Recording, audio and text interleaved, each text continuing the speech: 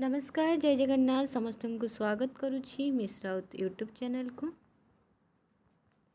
तो सीपीटी आउ सीयूटी पिलामानक पई आज अलंकार रो मु किछि प्रश्न नहीं आसी आलोचना करिबा किछि इम्पोर्टेंट प्रश्न एवं ता सहित तार उत्तर। ठीक अच्छे। तो अलंकार तुम मानकर क्वेश्चन आसूची तुम जानिच आउ गोटे कथा निहाती कहबी PYQ बा प्रीवियस ईयर क्वेश्चन तुमने निहाती देख एग्जाम दबा पूर्वर आमर जिते भी सब प्रीवियस ईयर क्वेश्चन अच्छी ताकू थरे देख से देखिले तुम मानकर गोटे आइडिया आसीजिव कि प्रीवियस ईयर क्वेश्चन अलंकार एतिकटा क्वेश्चन पड़ुची रसरु गोटे क्वेश्चन कि 3टा क्वेश्चन पड़ुची रीति गोटे क्वेश्चन पड़ुची तो तुम से हिसाब से टॉपिक को सही हिसाब से ही कौन कर ना फोकस कर जोटा अधिक पड़ुची ताकू से भाया टे पढ़ जोटा कम पड़ुची ताकू से भाया पढ़। ठीक अच्छे बट जाना दरकार कि कौ टॉपिक गुड़ाक एग्जाम तुम मानकर आसूची कौ टॉपिक जमती कि आम जानी शारला दास कथा शारला दास बा शारला जुगरू कौन पड़ुची ना शारला कहवाक गले जदि किसी तो निहाती 2टा क्वेश्चन आसूची शारला गोटे क्वेश्चन किसी भी आसूची से पूर्ववर्ती परवर्ती कहार कौन कौन लेखा आउ गोटे गोटे महान ग्रंथ महाभारत ता उपरे गोटे क्वेश्चन आसूची निहाती। ठीक अच्छे तो तुम्हें मैंने से हिसाब से देख। अच्छा आउ गोटे कथा ये कही रखुची तुम मानकर 15 मार्च लास्ट डेट अच्छी ना 15 मार्च तुम मानकर अप्लाई रो। ठीक अच्छे अप्लाई तुम मानकर सीपीटी रही 15 मार्च तो तुम्हें मैंने जल्दी जल्दी अप्लाई कर दियो। यहाँ कही गोटे वीडियो रे कहीं लास्ट मोमेंट रे बहुत सारा माने प्रॉब्लम तुमको फेस करने को पड़ो से साइट स्लो जो बहुत किसी असुविधा पड़ो कहीं तुम यहाँ कौ सर्टिफिकेट अपलोड कला कौटा शो करनी एमती ही सब होता है। ठीक अच्छे आउ बाकी रहा सीयूटी को लेकिन क्वेश्चन करूँ कि मैम सीयूटी एडमिट कार्ड केबे आसीबो। देख एडमिट कार्ड तो तार आसो कारण एग्जाम दबा मान तो निहाती एडमिट कार्ड आसो एडमिट कार्ड बिना एडमिट कार्ड आम तो एग्जाम दे पारिबा नाही तो तापाई तुम व्यस्त होनी जितेबाला भी आसो तार अपडेट तुमने पाइब मो चैनल हो बा जेकोसी चैनल हो तार अपडेट तुम्हें मैंने पाइब। ठीक अच्छे जो भी हो तुम सीयूटी एडमिट कार्ड आसला बोली अपडेटा पाइब तापाई व्यस्त न होइकी जदि सेतिकी समय पाठ पढ़ते तुम मानक बहुत काम आसंता।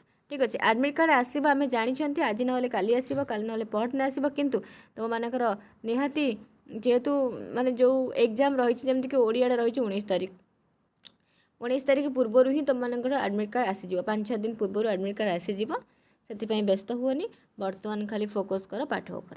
तो एतिकी समय गला एबे देखिबा अलंकार प्रथम प्रश्न कौन रही। तो ये रही काव्यर शोभा वर्धक धर्म को कौन कहुए रस कहुए ना छंद कहुए ना अलंकार कहुए ना गुण कहुए।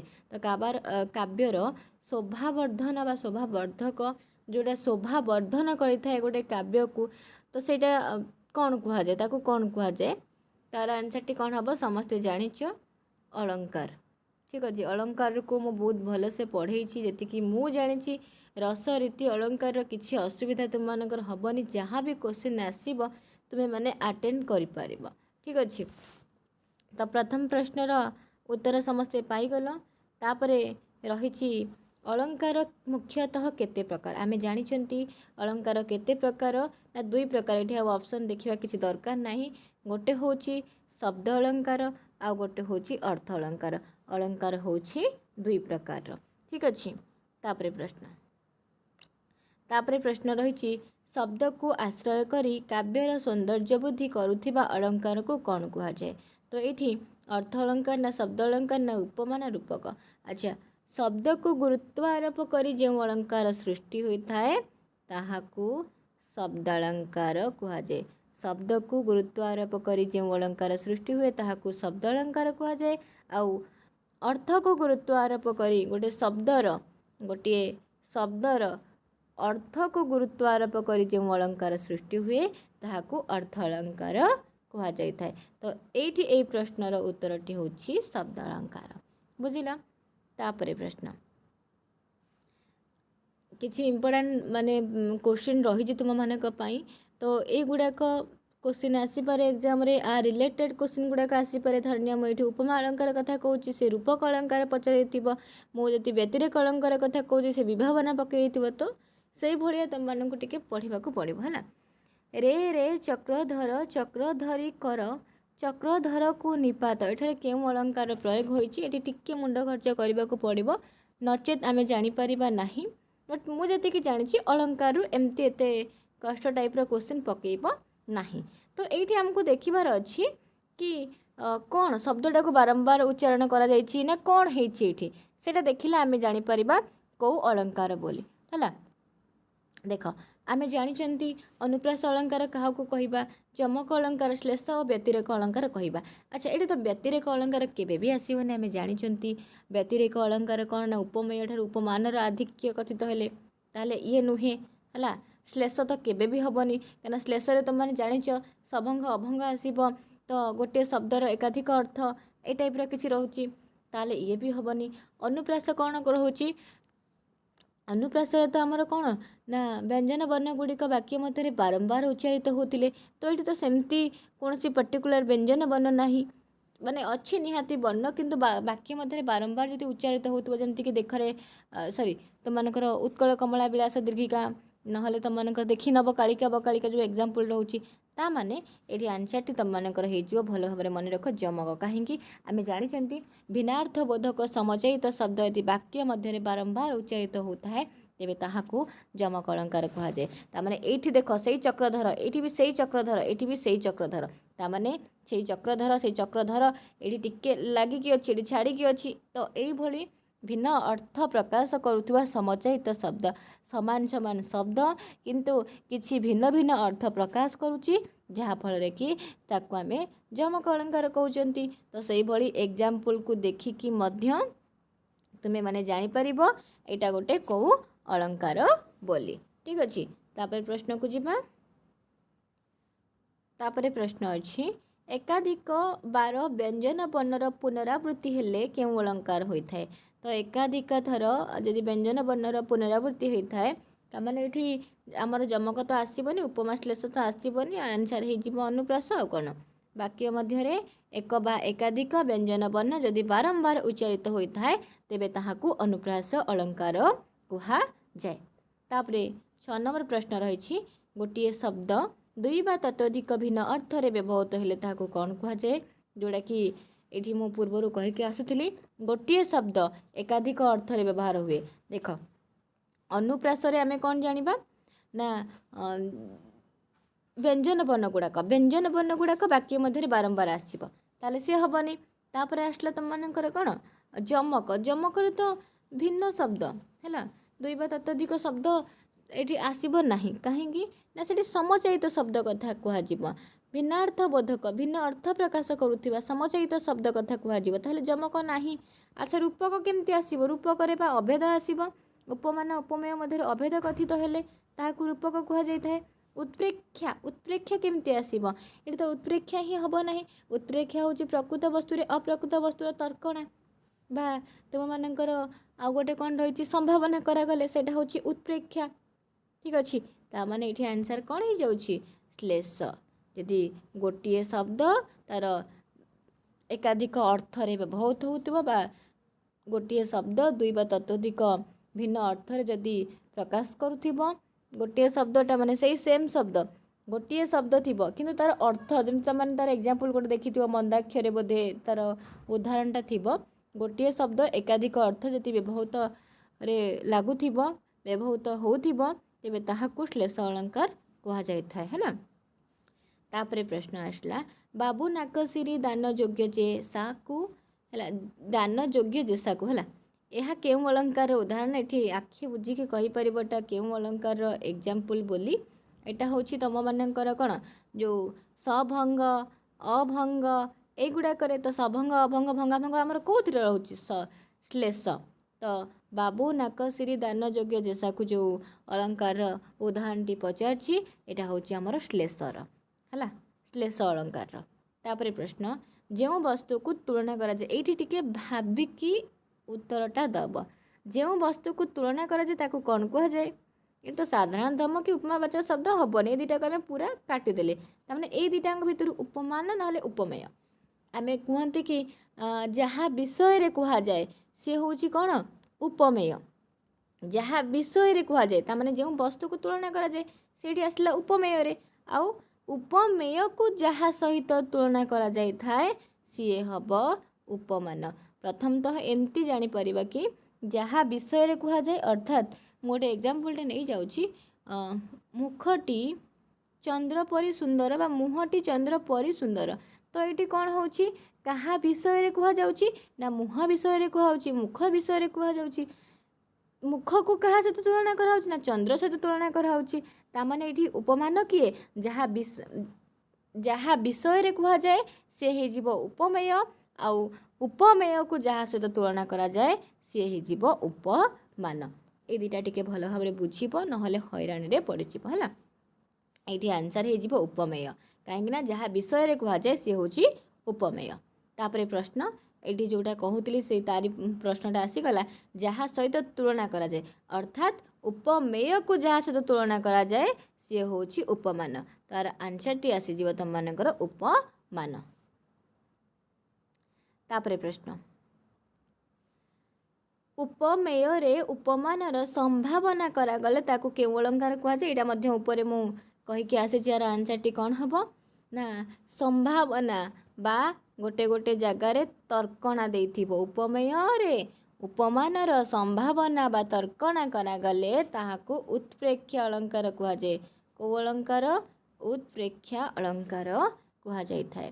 ତାପରେ ଦେଖିବା ପ୍ରଶ୍ନ, ଉପମେୟ ବା ଉପମାନ ମଧ୍ୟରେ ଅଭେଦ କଥିତ ହେଲେ, ଅଭେଦ ଯେଉଁଥିରେ କି ତୁମମାନଙ୍କର କ'ଣ ଭେଦଭାବ ଥାଏ ନା ନଥାଏ, ଟିକେ କମେଣ୍ଟ ମାଧ୍ୟମରେ ଜଣେଇବ।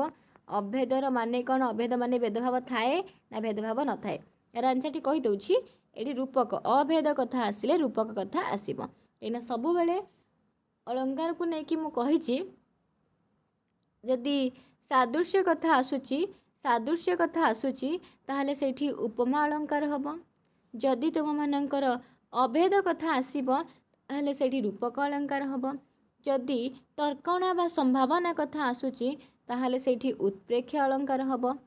ଯଦି ତୁମମାନଙ୍କର ଆଧିକ୍ୟ କଥା ଆସୁଛି, ମାନେ ଉପମେୟ ଠାରୁ ଉପମାନର ଆଧିକ୍ୟ ବା ଉତ୍କର୍ଷ ବର୍ଣ୍ଣନା କଥା ଆସିବ ତାହେଲେ ସେଇଠି ବ୍ୟତିରେକ ହେବ। ଯଦି ବିନା କାରଣରେ କାର୍ଯ୍ୟର ଉତ୍ପତ୍ତି କଥା ଆସିବ ତାହେଲେ ସେଇଠି ବିଭାବନା ଅଳଙ୍କାର ହେବ। ଗୋଟେ ଥରରେ ଟୋଟାଲ ଅର୍ଥ ଅଳଙ୍କାରକୁ ଏଇଠି ବୁଝିବା ପାଇଁ ଚେଷ୍ଟା କର। ତାପରେ ପ୍ରଶ୍ନ, ସତେ କିମ୍ବା ଅବା ସିନା ଏଗୁଡ଼ିକ କେଉଁ ଅଳଙ୍କାରର ବାଚକ ଶବ୍ଦ ଦେଖିବା କହିଲେ? ତୁମମାନେ ଜାଣିଥିବ, ଗୋଟେ ହେଉଛି ଆମର ଉତ୍ପ୍ରେକ୍ଷା ଅଳଙ୍କାର। ଉତ୍ପ୍ରେକ୍ଷା ଅଳଙ୍କାରକୁ ଦୁଇ ଭାଗରେ ଭେଦ କରାଯାଇଥିବ, ବାଚ୍ୟୋତ୍ପ୍ରେକ୍ଷା ଗୋଟେ ପ୍ରତୀୟମାନ। ତାମାନେ ଏଇଟା କେଉଁ ଅଳଙ୍କାରର ବାଚକ ଶବ୍ଦ? ସତେ କିମ୍ବା ଅବା ସିନା। ତ ଏଇଠି ଆନ୍ସର୍ଟି ଆମର କ'ଣ ହେଇଯାଉଛି ନା ଉତ୍ପ୍ରେକ୍ଷା ହେଲା। କାହିଁକିନା ଉତ୍ପ୍ରେକ୍ଷାକୁ ଦୁଇ ଭାଗରେ ଭେଦ କରାଯାଇଛି, ଦୁଇ ଭାଗରେ ଗୋଟେ ହେଉଛି ବାଚ୍ୟୋତ୍ପ୍ରେକ୍ଷା ଆଉ ଗୋଟେ ହେଉଛି ପ୍ରତୀୟମାନ। ତାପରେ ପ୍ରଶ୍ନ, ଖଣ୍ଡ ଖଣ୍ଡ ଶୁଭ୍ର ମେଘ ଆକାଶେ ଭାସଇ ସତେ କିମ୍ବା ନୀଳ ସମୁଦ୍ରେ ମରାଳି ଦଳ। ଏହା କେଉଁ ଅଳଙ୍କାରର କଥା କୁହାଯାଇଛି? ଉତ୍ପ୍ରେକ୍ଷା ନା ଉପମାନ, ରୂପକ ନା ବିଭାବନା? ତ ଏଇ ଖଣ୍ଡ ଖଣ୍ଡ ଧଳା ମେଘ ଯେଉଁ ସୁନୀଳ ଅମ୍ବରେ, ସେଇଟା ତୁମମାନଙ୍କର ନୁହେଁ। ଏଇଟା ଖଣ୍ଡ ଖଣ୍ଡ ଶୁଭ୍ର ମେଘ ଆକାଶେ ଭାସଇ ସତେ କିମ୍ବା ନୀଳ ସମୁଦ୍ରେ ମରାଳି ଦଳ। ଯେମିତି ନୀଳ ସମୁଦ୍ରରେ ଯେଉଁ ଦଳ ଗୁଡ଼ାକ ଭାସିଥାଏ, ଠିକ୍ ସେହିପରି ଭାବରେ, ତାମାନେ ଏଠି ଭାବ କାହା ସହିତ କାହାର ତୁଳନା କରାଯାଇଛି। ତୁଳନା କଥା ଆସିଲେ କେଉଁ ଅଳଙ୍କାର ହେବ, ବୁଝିପାରୁଛ ତ?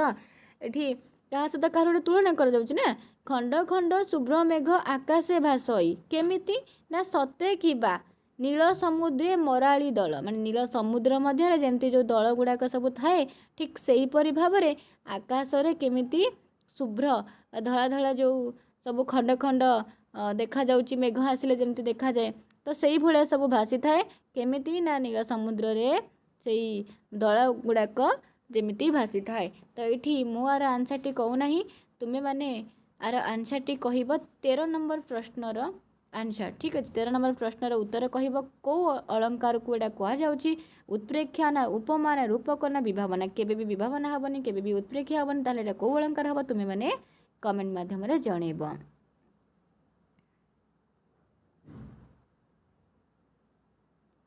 ତାପରେ ପ୍ରଶ୍ନ, ଶବ୍ଦ ଅଳଙ୍କାର ମଧ୍ୟରେ ନିମ୍ନଲିଖିତ ମଧ୍ୟରୁ କେଉଁଟି ଅନ୍ତର୍ଭୁକ୍ତ ନୁହେଁ? ତ ଶବ୍ଦ ଅଳଙ୍କାର ଭିତରେ ଆମର କ'ଣ ଥାଏ ନା ଅନୁପ୍ରାସ ଅଛି, ଯମକ ଅଛି, ଶ୍ଲେଷ ଅଛି। କାହିଁକିନା ଶବ୍ଦ ଅଳଙ୍କାରକୁ ତିନି ଭାଗ କରାଯାଇଛି।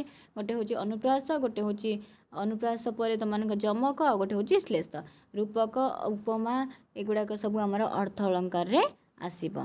तापरे प्रश्न केउं अलंकार गोटे शब्द बारंबार व्यवहृत होई भिन्न भिन्न अर्थ प्रकाश करथाए। गोटे शब्द बारंबार व्यवहृत होउथिबो एवं भिन्न भिन्न अर्थ मध्य प्रकाश करुथिबो केउंथिरे सेटा रहउची जमक जमक रहइबो ना अनुप्रास ना उपमा ना उत्प्रेक्षा। उपमा उत्प्रेक्षा तो आमर एठी आसीबो ही नाही एगुड़ाक तो एथिरे आसीबो ही नाही। तो अनुप्रास रे कोन ना तुम मानकर गोटे शब्द एकाधिक अर्थ प्रकाश करथाए कि आमर अनुप्रास रे खाली कोन थाए व्यंजन वर्ण गुड़ाक है। तो ये आंसर कौन हम केउ अलंकार गोटे शब्द बारंबार व्यवहृत हो भिन्न भिन्न अर्थ प्रकाश करिथाए।